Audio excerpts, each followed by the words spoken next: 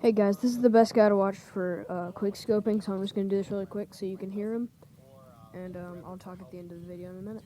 See you guys later. I promised you guys for about 2 weeks now, it's going to be my quick scoping / sniping tutorial. I'm going to give you 4 tips. 3 of them are, generic for all Call of Duties. You can use them in terms of all Call of Duties.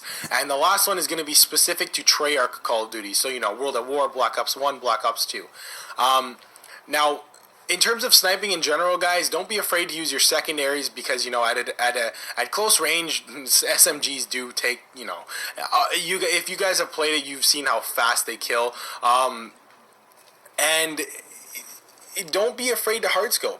I have seen a lot of people getting shit for it. Oh, you're a hardscoper. Yeah, of course I'm hardscoping at across the map. I'm not gonna try and quick scope you. That's just retarded. Quick scoping is a tool, guys. It's a tool within sniping in order to give a sniper an advantage, or not an advantage even, but a tool in order to use in close quarters combat. Like if you run up to someone, quick scoping is your last resort. You know what I mean, guys? You really have to not be afraid to hardscope, because SMGs are so powerful at close range, guys, that at long range, it's not a mistake that Treyarch made the DSR a one-hit kill majority of the time, right? So keep that in mind, guys, in order to just be a successful sniper. Now on to the tips, guys. First tip I'm going to give you guys is sensitivity.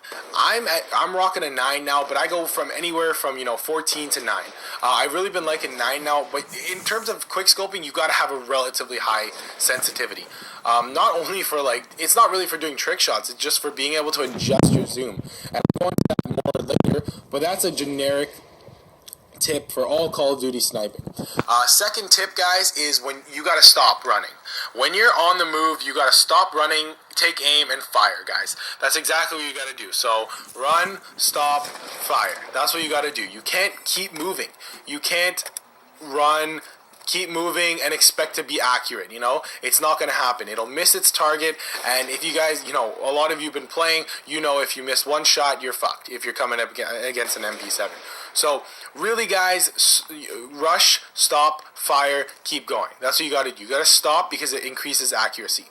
Now, my third tip to you guys, and this is probably the most controversial tip I'm going to give you. It's a huge misconception within sniping. Now, I know when you see those big YouTubers sniping montages, it looks like they just stop here.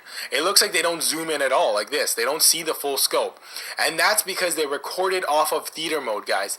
Even for Modern Warfare 3, it's because they record off of theater mode and they cannot, they don't, it doesn't look like you zoom in. It's the same for kill cams. You'll see it a lot.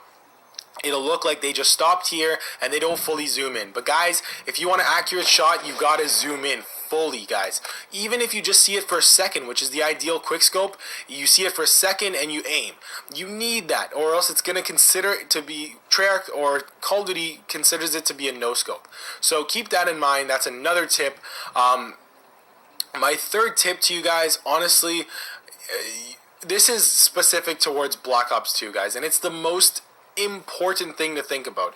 Treyarch Call of Duties are, they're notorious for having snipers that zoom in slower than Infinity Ward. And I'm not saying it's bad. I in fact enjoy Black Ops or Treyarch sniping more, but that's aside from the point. What you got to do, most of your targets are going to be running, right? So if they're running and, by the time you zoom in, guys, if they're running, they're not going to be in the same place. They're going to move from here to here. So what you got to be able to do is, I'm not saying drag scope 24/7 like this, but you got to be able to adjust your sights. If a guy's running and say he was over there, but then he moved to over there, you got to be able to adjust and fire. That's exactly what you got to be able to do, because they're not going to stay still for you, right?